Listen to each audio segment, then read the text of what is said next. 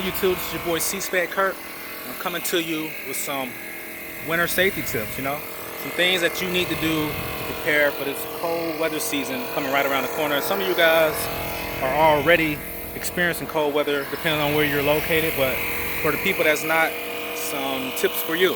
Alright, so as you know, as temperatures start to drop, the molecules in your air molecules, they tighten up, and as the temperature gets higher, those molecules expand, which is why a lot of people run nitrogen in their car, because they're less affected by heat, meaning that those molecules don't fluctuate as much as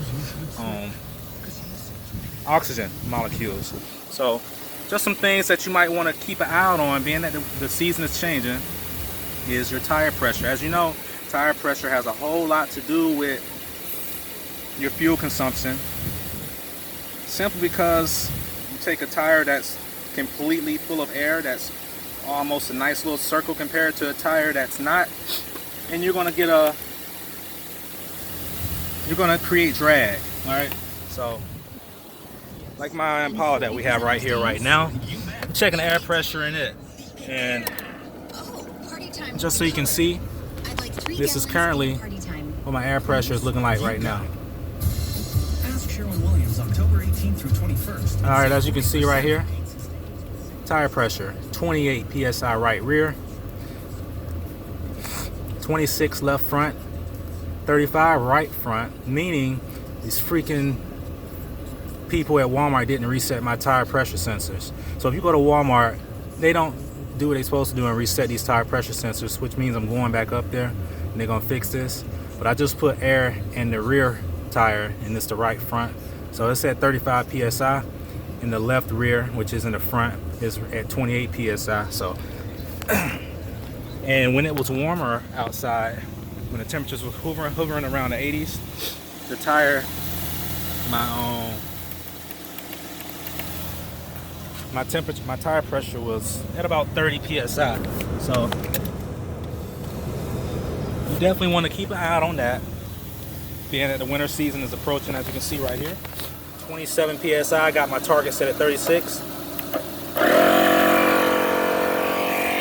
if you don't have a little compressor like that, it's definitely a good idea to get one. Also get you a tire plug kit, something to keep in your trunk, so that you can fix your own flats. You don't let your vehicle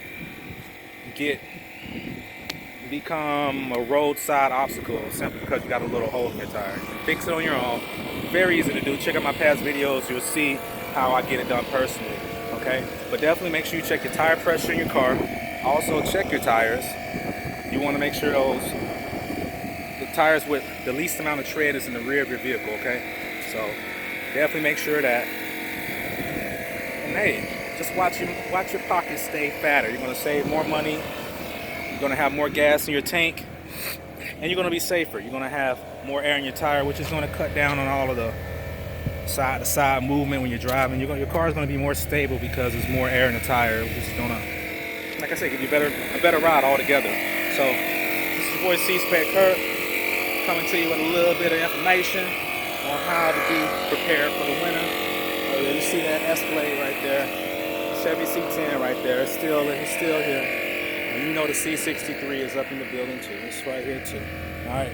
So yeah, and of course my Impala. Okay. And hey, thanks for tuning in. More to come. Stay tuned. Dropping some new stuff. Hey, we at 36 psi. All right. So we're gonna switch over here to the other side of the vehicle. So it's your boy C-Spec Kurt, and I'm out of here. Peace.